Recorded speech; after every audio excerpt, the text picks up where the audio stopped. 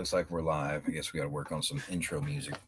So hello and welcome to January the 6th of 2022. Um, today's kind of just small, I guess. I said I'm still trying to figure this thing out. I never know exactly what I should call or say it. So on this podcast, what we're going to do is we're going to talk about what's happened before. What's up, bud? I'm like, you good? I just need to get over quick. Which what? Make sure where I was putting the. Back up. Take the bottom latches, and we're going to move the bottoms up a little bit. So put the tops on. We'll mount the top first, and we'll find the kick of the door and put the bottom on. Yeah, I'm talking about the piece. Okay. Hold on a second, guys. Give me just 1 second.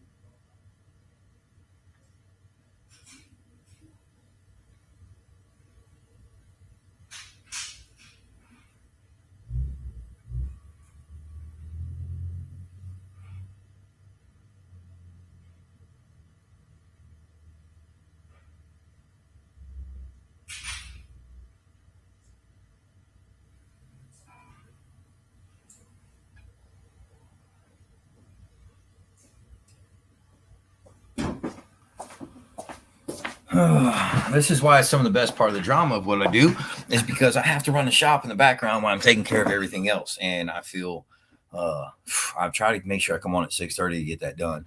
I don't know if I should really do these later at night and just release them in the evening. Seems like a lot of people play them in the afternoon. So, or when they're driving or whatnot. Anyhow, so quick update of what's going on in the shop. We're here 1 year. A year to go today. I stood in the parking lot. I had $37 in my pocket, and somehow or another, me and the property owner came to an agreement on me having the shop here. We had fixed her Mustang, and I told her, the guy that painted it for us, I didn't think he did such a great job. I was very forward with her. I said I would take it back down there, and I would be very upset that he did this. And the fact of the matter is that this is what he had said to me. If you had noticed it, I didn't care if you noticed it or not. I wanted you to come down and tell him he had to go repaint or fix what happened. Now, and for the most part in the industry, it seems like a small paint run here or there is acceptable for just fixing a daily driver. For me, I don't even care if it was just my daily driver. I had a Mustang and I wanted it fixed to perfection. Years ago, which I got some cool stuff to share. Years ago, and this is kind of what brings me to having the shop. We came to Houston. Check this out. So there's me as a kid, right? First Mustang, busted my tail. This was my best friend George. His dad was a tattoo artist. This was what made me an artist. This is the guy that I hung out with. This it was such a bad influence that helped create the person I am today. 14 years old, first Mustang coupe. That was pretty cool. My aunt and uncle going through a divorce. And like I ain't never heard those things before. They're going through a divorce. She didn't change the oil in her car, blew up the 4-cylinder. My dad gave me 2 years to learn how to fix it. I was not able to. My grandfather and my dad showed up over a weekend and was able to pull the engine, swap everything out because they knew what they were doing. But nowadays, to see the same thing for me is it's like, like I said, check this out. This is where I grew up. Look at that. That's my hood, yo. That's where I was. That's where I'm from.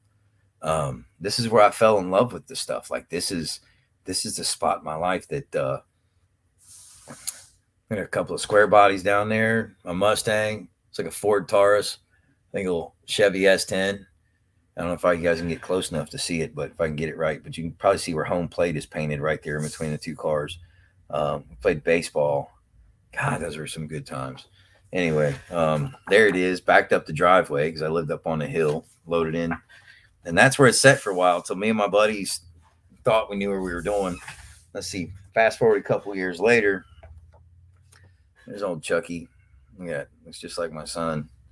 I think Alan looks a little bit like me, maybe a little more like his mom and their family, but yeah. So yeah, there's me with my 79. I'll never forget. I bring this car home. My dad says, "What what in the hell did you buy?" And I said, "Dad, it's a Mustang. It's for us to work on." He goes, "It's a piece of shit." And if you knew my dad didn't talk like that. And anybody else who knows my dad did not. He's not a person who would use those kind of words. I can tell you this much: as a father, when it becomes very blunt, and this is why I feel like God speaks to us the same way. I think there's times you go through something and you hear a voice and you're like, "Oh God, was that you?" And it says it to you in such a way that you're like, "Ooh, you normally wouldn't say that." Sometimes that's the way God's got to be too. That's why He reserves it for such situations like that. But yeah, so I was taking the 85 front off. I was updating to the 93 front. Check me out. I'm rocking chrome. I'm rocking chrome. I had long hair. Yeah, this car ran like crap. It looked like crap. Check it out. I would never see this. Everybody starts somewhere. I would never let the underbody of my cars look like this. Now, you guys see my work if you follow my social media, Ginger or any other car that I touch and work on.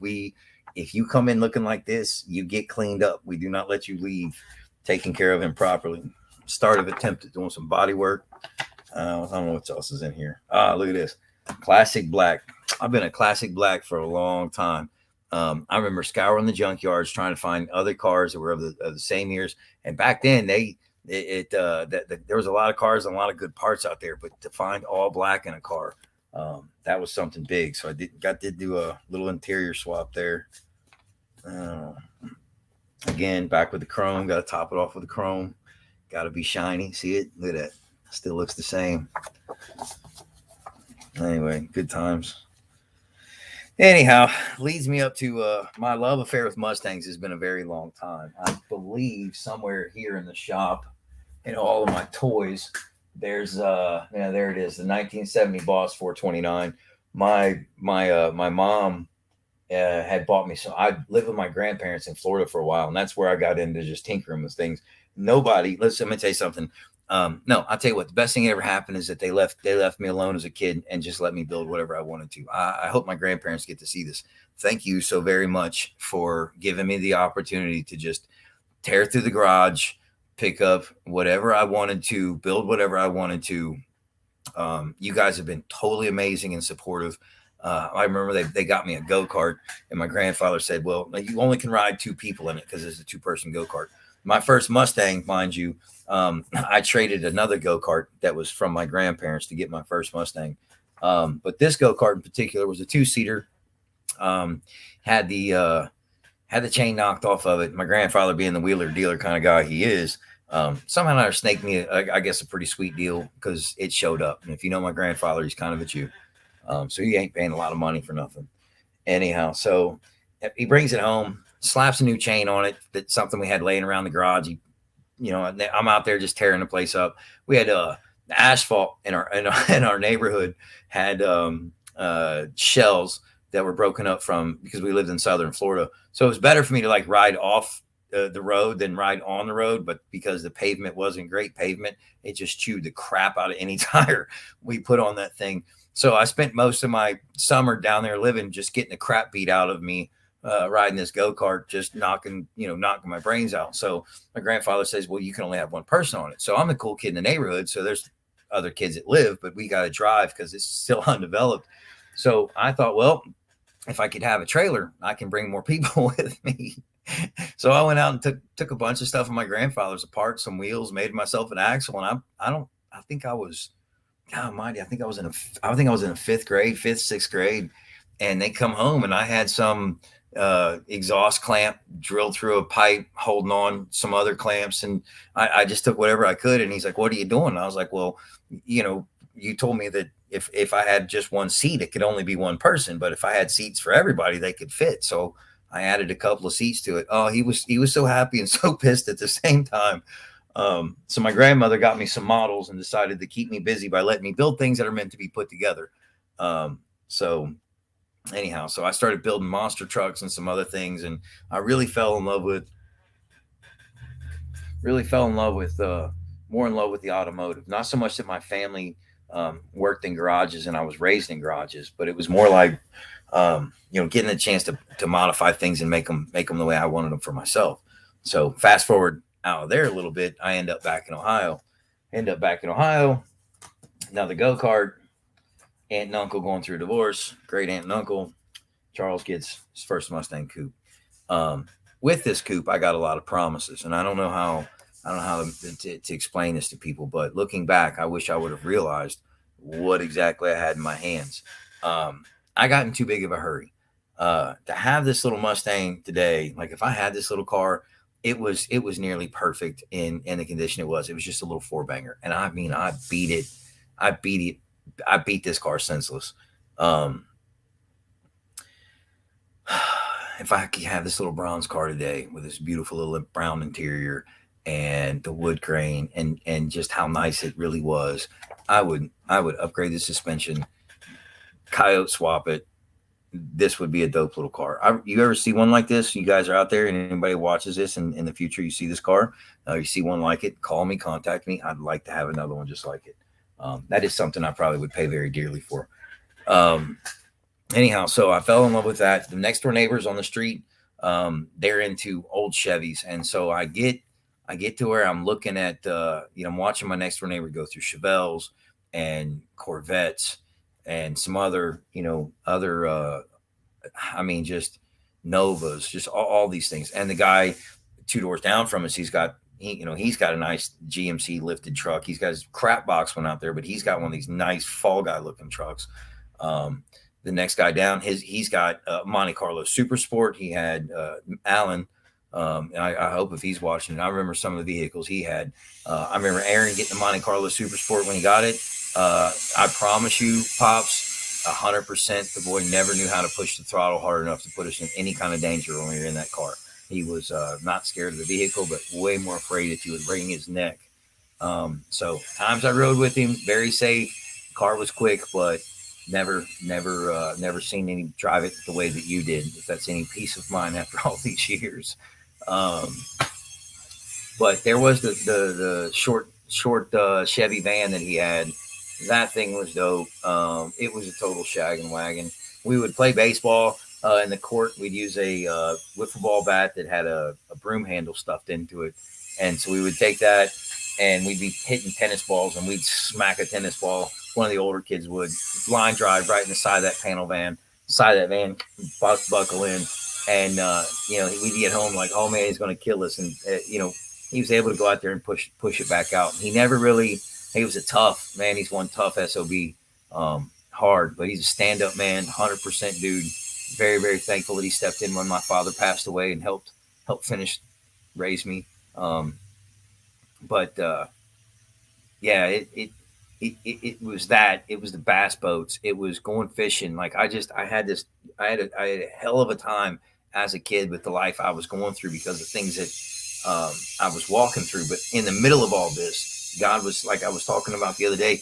God, I think it was yesterday. God, that little pixelated picture. It's just a small piece. Even in those days where it didn't look so great, those are all just a little small piece. And even the next little parts of the story, they're all just a little small piece that I just want to share as you guys can hear. I'm working in the shop. Let me shut it. This is how I got here, right? Like just a little kid with a vision and a dream. I'm somebody that when they'd ask me what I wanted to be as a kid, I would be like, I want to be in a junkyard. Like I want to work on cars. I want to build cool stuff. And I thought I wanted to do that because it was like what my family was into. So to say it's kind of a generational thing, I'll say that 100%. And I'm thankful for when I came from. And people need people like us. Like today we would have filled in up there at the oil change place. I don't know if you can see 100%, but got most of it wiped off. I've eaten some Rotella today.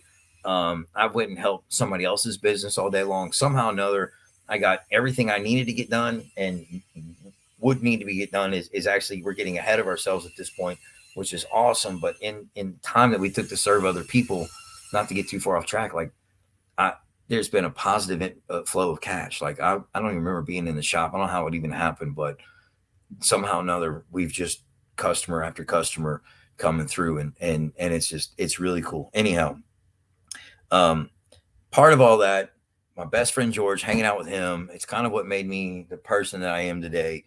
We do a lot of things that are a lot alike. I just think he's a lot more cooler than I am. He always will be to me. That's why he gives me somebody to look up to. I know a lot of people know the guy, but I know him. I know him pretty personal, and I'm thankful. I'm thankful for all that. I'm thankful for all those memories. So inside that, let's say even growing up on that court, me, my friends, my buddies. So I stayed friends and become really good friends with Matt Klaber. Um, and he did, I don't know if it's hard to see, but we have the Chop Shop logo hoodies. Um, Over the holiday, made myself a couple of new ones. Check this out. This is cool. Didn't even mean to do it. This is an update. This is the DLG people. This is Reverend Butter and the rest of them. We're going to be doing some stuff for the art car parade. So I'll talk about that before I get done.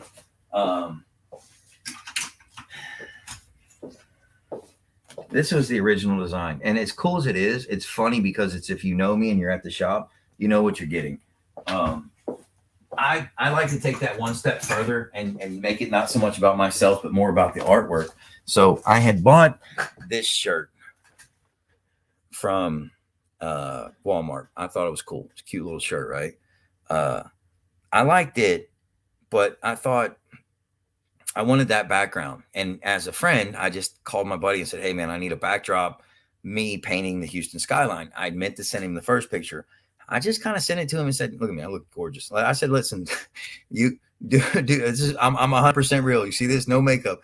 And I said, "Take this Houston skyline. Look at this. I don't know if we can get it up there for people to see this or how well it comes out, but this is just like the sickest thing I have ever seen. I can't wait to make these shirts and sell them in Houston. Like, this is something that everybody's going to see, and there's nobody viewing this video right now.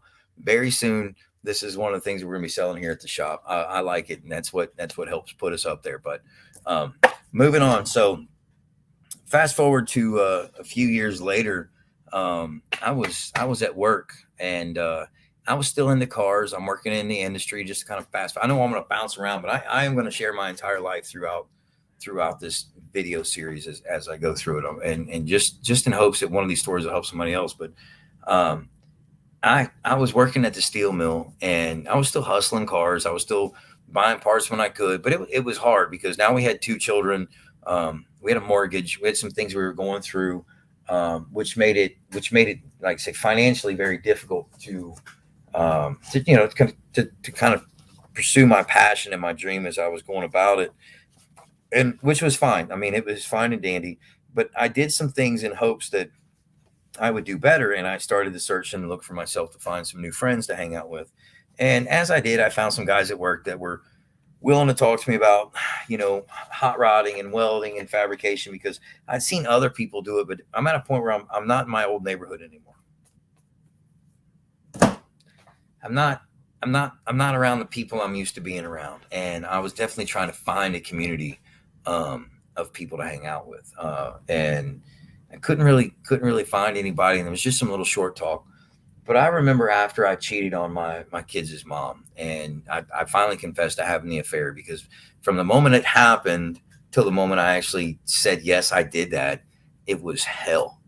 Like till this day, I can't tell you. Like it was just, and then what I thought was the worst that I'd ever stepped in my life ended up taking a hell of a lot longer than I thought, and even way more grace than I ever expected to get me to where I am today. So, sitting at work, reading my Bible, trying to get a grasp on this. I'm in this prayer fasting thing that I'm going through. I'm not telling anybody about it. I'm a big boy at that point. And as I'm losing weight because I'm not eating, I am pouring myself out to God in such a way that I'm like, wow, I made myself look ridiculous. But there was a lesson even in my attempt to please him or say I'm sorry to God for my own mistake. Like I had to eat that one. Like I didn't realize it. I should have just ate it, sucked it up. Inside this self pain and suffering that I'm going through, the guy walks in, I'm reading my Bible, and he goes, "You're never going to be shit, ever. He goes, you cheated on your wife. God's just gonna. I mean, and I'm looking back. This I should have looked at it through spiritual eyes at that moment in time, but I somewhat did, but I didn't completely see it at back then. And as he's just telling me everything I'm never going to be and I can never be successful, I'm like, okay, my back's against the wall. I got nothing else to say, and I'm in a room full of people, and this guy just trashed Jesus. Like he just trashed my only hope. Like I don't care what anybody else said. This is the only hope that I have. Yo, what's up, man? How you doing? I said, this is the only hope that I have. Please share this. This is the only hope I have. It's all in Jesus. It's in this Bible. This guy's just attacked me. I'm at work. I don't even have the strength to get up and want to punch this guy in the mouth. And I heard God speak. And he says, don't you know I can do all things? You believe it. Now tell them that. And so I fired back at the guy. So I'm going to tell you what, if God wants me to be a car builder, fabricator, machinist, like if he wants me to go, like, because if he wants me to go win trophy, like wherever God wants to take me in my life, that's what's going to happen. But if he wants me to stay here, be broken, drive an old car, go wherever he wants me to go, like with that's what it takes to get out of the hell I'm in, then I'm willing to put my trust in God that he's going to get me out of where I've put myself into. Like I this is where my trust is. We had already made the trip to Katy back when me and Jennifer first got married. So like our 1 year wedding anniversary, we come down here. I get lost. This is what's cool. I get lost, couldn't find my way around. I find I'm actually out. I hope she actually listens to this one day. I'm out trying to buy her roses, right? And this is like back to like why the bird was so important in the previous episodes. With my ex mother-in-law or with the kids' grandmother, whatever you want to call her. I run into Taylor High School and I saw Taylor Mustangs and I was like, wow. I mean, I'm a Mustang freak. And I was like, God, I know I'm gonna have to come here one day. Like I absolutely know I'm gonna have to come live in Houston. I'm gonna end up in Katy because this place is way too big and I'm gonna get lost inside it. Like, well, when I do get here, if my kids can be Taylor Mustangs to graduate high school with, it looked like a nice enough place to have to come to this big place that I didn't know and trust that my kids can go here and be okay. Strangely enough, my kids went here and everything's okay. So some of these conversations I know I've had with God throughout the years, this is proof that before it ever happened, I knew God was going to make everything okay. Going through divorce, it's terrible. Everything's falling apart. We have this conversation. I'd already been here a few years prior, and I told her, I said, hey, if we ever end up in Houston, I'd like to stay in Katy. I liked old Katy so much. I fell in like it was I don't mean most people like, hey, I went to this place or I thought about this place. There's a lot of places I'd like to go visit, but I don't know that I'd like to live. For my daily living every day, I love old town, small Katy like this. I know there's people have their other ones in their picks, and maybe somebody's calling me biased, but I enjoy it. Like I'm very happy with where I am. And if you're not happy with where you're living and you think you'd like to live somewhere else, don't wait till God has to kick you in your own butt.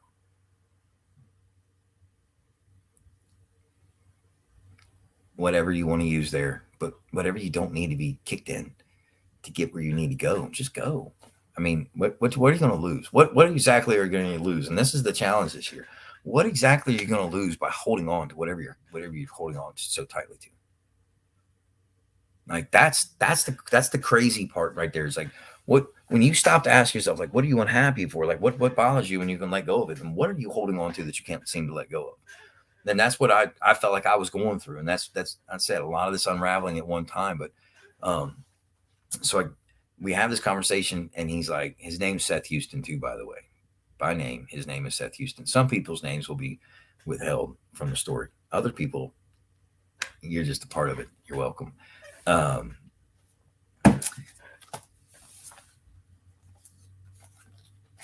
We had visited Houston in between this and beforehand. And when we showed up, we went to the rodeo. We go to the rodeo. There's me. Man, I was good looking, right? A lot better looking back then. And I got a chance to sit inside one of these new Mustang Mach 1s.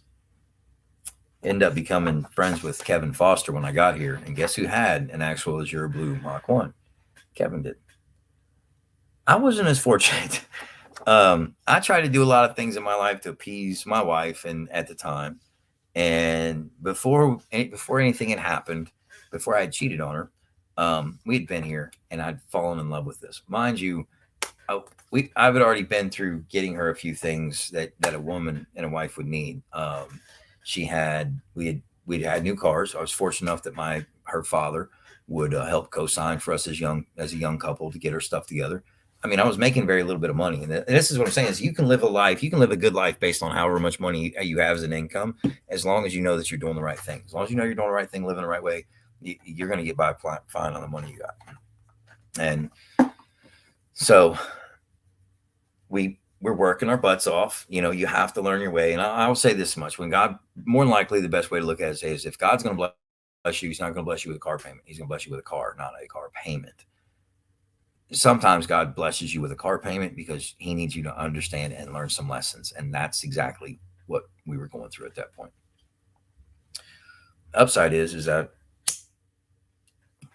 after a couple of new cars, finally get building our credit, keeping ourselves together, going to church, everything looks like it's going good. We come down.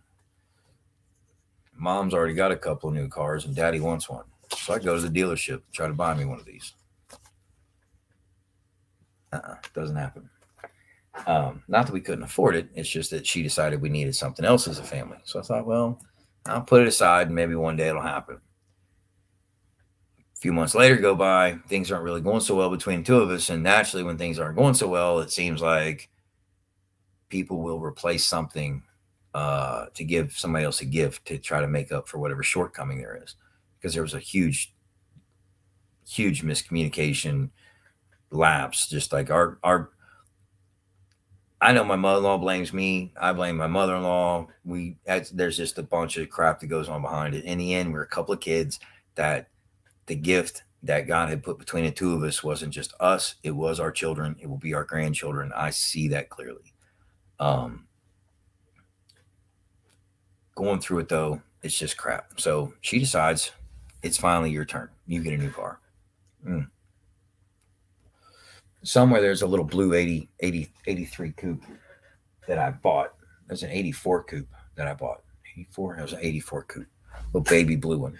And my little brother, Michael, ended up blowing the engine up. The day we signed the papers on this custom built house, I think we were 26, 27, and 22, I think, when that happened. I think we closed. Jennifer was still 21. So yeah, we were 27 and 21. I don't know however that happened. But anyhow, so we got the house. Michael calls, says the engine's blown.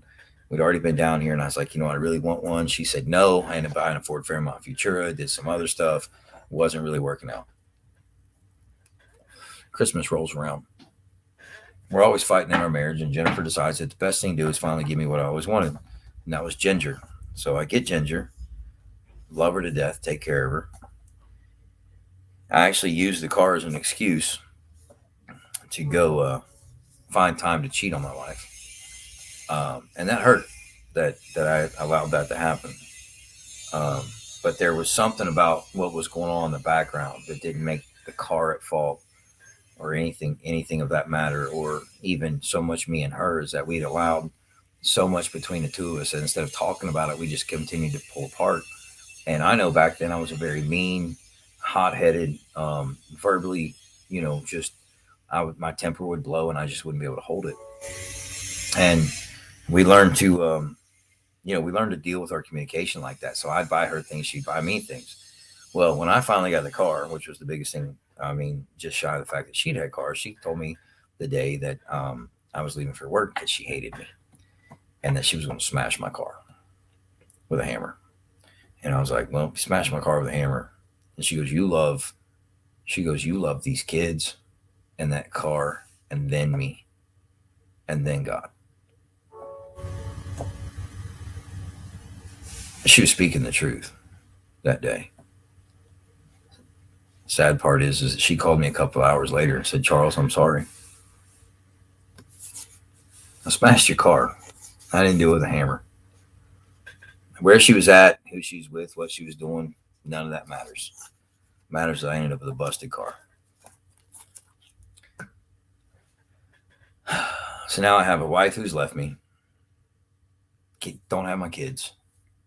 A relationship with God that I can't understand what I'm going through.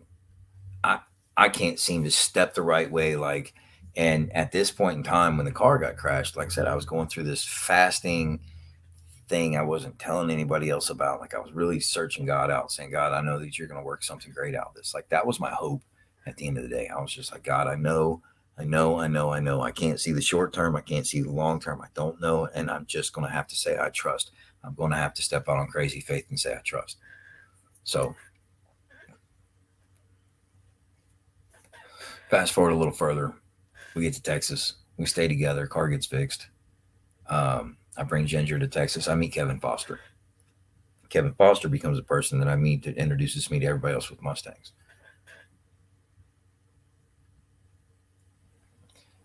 Ginger's in the magazine with Jennifer, and she was kind enough to take some pictures for me with the car, and we had a little small insert that we were in there with. Um, it's one of my favorite things that I ever got to do. It's also one of the saddest things that magazines are no longer around because I may never get to see that. But the power of the internet makes my shop look a whole lot bigger than just a car and a picture of one thing that I built versus everything I do build. So that's why you guys will see a lot more of it. Um, those of you who have seen Ginger as of late, doesn't look the same. So I'm gonna go through being here a couple more years of me and Jennifer back and forth fighting, arguing, can't seem to get it together. And um, I'm gonna see if I got the right video uploaded here. Okay, I do. Cool. Let me pause that. So we stay together, moved down here, and we stay in Katy, and we've never left. I was involved in everything else. Got involved with the kids and stuff. Ended up getting divorced. After a bunch of dumb fighting, arguing, we still don't talk. Kids grow up, go to high school, decide that she wants to play softball, do the house softball thing, do the FFA thing. All these things that happened in our life is something that has helped build the shop to where it is. Even the FFA, meeting Dot Reuter and having her as an FFA teacher while my kids was there and being a welding instructor has given us the students who are here who've been here and went through the program. Some made it, some haven't. It's what happens.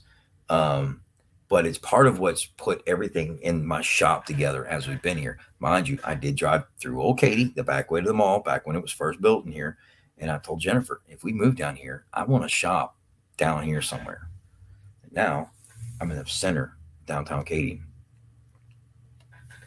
one of the biggest streets ever, all on a conversation with a guy. And somehow or another, I opened my big mouth and God put me in this position. Car's been through a lot. Everything happens for a reason. And these are reasons that I can look back and see now. They're a tangible story that I can say, this is how it happened. And this is exactly what I want to share with you guys. So 1 year into the shop, or a few days away from, I think Breaking Bread might have already started, may not have started. I can't remember when we did that, but I know we're right around the same time. And I know I'm a little long today versus what I wanted to be for a couple of minutes, but mind you, we end up down here going through a lot of things. Allie does what she does. I'm still not in the car shop. I started a business because I lost my job. I lost my girl. I moved out of the relationship I was in, got into another relationship, got into a house. Rachel decided to leave. Rachel leaves. I'm in the house, still with a bunch of messed up relationships, still with a bunch of trauma that we're going to talk about as the show goes on throughout the year. But we'll hold that for another day. But I end up, everything's okay. I get promoted at work. I'm thinking everything's fine. I take excessive advantage of the gift that God had given me, and I get knocked off my feet when I lose my job. I called a friend of mine, said, hey, let's have some margaritas. She said, what do you want to get drunk on a Wednesday at 11 a.m. for? What's wrong? Told her what happened. She said, I had a vision and a dream, and I didn't want to tell you, but God I just now feel like it's the time. And I said, okay. And she said, you got a place called Max Metal, signs in blue. It's next to the highway. I started searching for that immediately, started a business, looking all over the place. The crazy thing is today, I still own Max Metal, signs in blue, hangs outside the door, not exactly at the highway, but next to it. Some days you can see the highway, or at least you can hear it. Before, it used to be down the street where you could hear it. The amazing thing is that we're here. All that to get us to where we were a year ago, to where I had the confidence and to step out on faith and say, God, you've brought me to it. We can go through it. And I know you've already got it planned for me before I get there, but I get to the spot. We have the shop. We're still a couple of months away from when we actually take over, which will be April 1st, which I can't wait to just throw a party for, because who else gets a place called Lucky Chucky's Chop Shop? And the day you open the doors is on April Fool's Day. I mean, that is perfect. I couldn't have asked for anything better if I wanted to. Ginger gets wrecked. Here's the thing is, all the things I wanted, it may take a little while for God to give you the things that you're wanting or waiting for. Sometimes you're going to have to work for it. Sometimes you're going to have to earn it. But here's this. Car turn around and look better every time you do. Driving the wrong car. You're living the wrong life. Thinking the wrong things. Not really taking in how much enjoyment can be had in such a long-term relationship. That's it. And it's silly that the car has its own personality. And it's more because it's a part of my story. And it's that long-term relationship that I feel like God has had with me that I didn't see. That I'm not just some random pick at a car dealership. I'm not something that just happened. I'm not just this beautiful thing that was a desire, which became a reality and got smashed and dry. Trust me, my grandfather told me when I started going through divorce, he said, I'd sell that damn car. I don't know why you ever keep it. And I said, come hell or high water, I'll keep that car. Hell was the divorce. High water, well, she got flooded. I've had that car apart, taken it apart time and time again. And that's how God's dedicated to us. Takes us apart, even when we're flooded, even when we're mistreated, even when we're crashed, even when we're wrecked, even when we set too long, even when we feel like we've shelved ourselves and we've neglected something. And sometimes it's just God getting his timing prepared so that he can bring you in and tear you down and replace everything about you that's been wearing off while you feel like you've just been sitting. And that's what I love about what I do. It's an everyday reminder of how God restores people, restores their souls, how he just, it doesn't matter how wrecked, it doesn't matter how damaged, it's got a number, it has a value. You have a value. If you don't realize what your value is one. It's one. Your value is one. My value is one.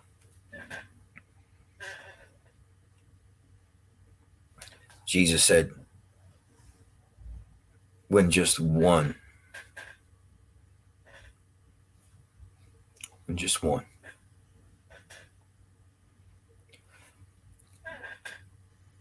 it's a lot bigger, longer process than you realize, but it's worth it. Because all of heaven rejoices over one.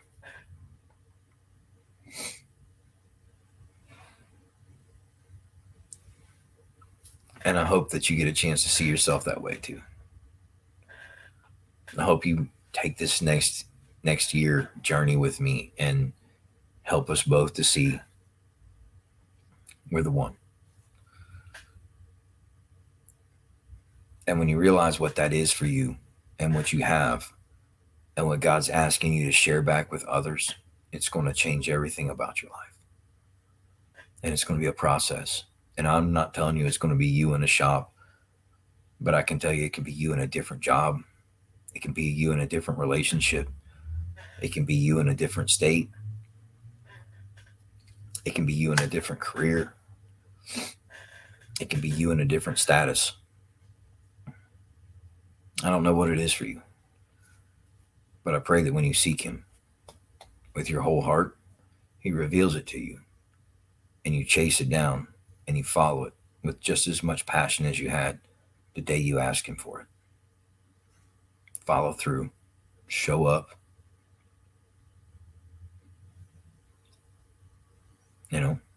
become like a child.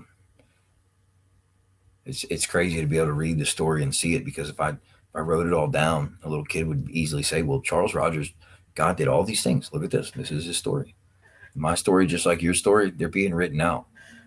See, the cool thing about the Bible, I'm going to close out on this. The cool thing about the Bible is that it's written on a series of stories that we all read, and we say, well, we want to be the heroes of faith too. We want to be the Moses, and we want to be the Abraham, and we want to be the Esther, and we want to go through, all those things, that whatever it is that we want to, in our life, how we relate the scripture to it. And what's cool is that you're going through the same thing those stories went through. It's just that God's writing it explicitly and exclusively just for you. Like that's what he's doing. But it's your story, just like the Old Testament. Before they wrote it down, they just told the stories. They just knew somebody, these heroes of faith, because it was recorded and passed down from generation to generation. And that's the beauty of it, is that you have all the knowledge given to you before. You have what you know. You have what you've accepted. You know that you, as a believer, the scripture is true to you. And now you get to realize that your testimony that he's writing through your life is something that's going to be shared to other people. And you get to tell them why you did it.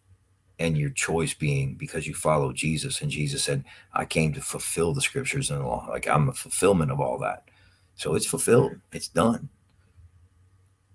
You don't feel like your story is done today. I don't feel like my story is done today. There's so much more to it. The truth is, it's finished. The day you took the step out on faith and said, I'll take that shop for $37, it's finished. I don't know if yours was 37 cents. Maybe it was just a yes. Maybe your opportunity was to say no to something else that you felt like you needed so much.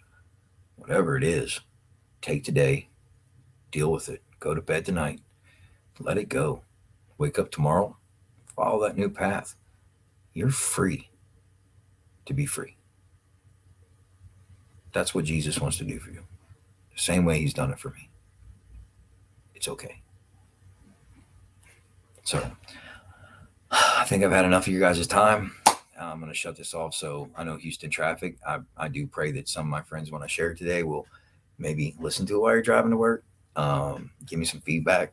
If nothing else, maybe share till I have to come over and start giving you guys nuggies or whatever. Anyhow, I love you. I'm going to wrap up. I'm going to get back to work. So, gracious Heavenly Father, I thank you for today. I thank you for everything that you've given me. I thank you for the testimony that you've built inside my life, even inside of the tragedies and the accidents that I could see, God, and those that I couldn't see, those things that were spoken to me of harm, and those things that I did know would be, God. I thank you that you could bring restoration and forgiveness to me and to those who asked for it in your name, Jesus. And so, Father, I just want to pray to encourage my friends who listen to take in consideration their relationship with you, find a deeper walk in relationship with you, and that, God, that you would begin to draw on them so that they could have that hunger for you too. Father, I just ask all this in Jesus' name until we can come together and see each other again. Amen. I love you guys. Be blessed. Have fun. Like I said, share, get this out. I'm hoping that we can continue down this road. I'll continue to be here. I don't know. I'm always going to be perfectly on time. But I will make sure I make it more of a point to get here and cut those things out so I can. If not, maybe we'll discuss moving this show to a little later at night so that it's the last thing I do, so that I can kind of just come on and really unload on you guys and give you the whole of all of it. So we'll see. Until then, I love you. You guys be safe. Be good to each other. Love one another. Go love one another. And I'm out. Goodbye.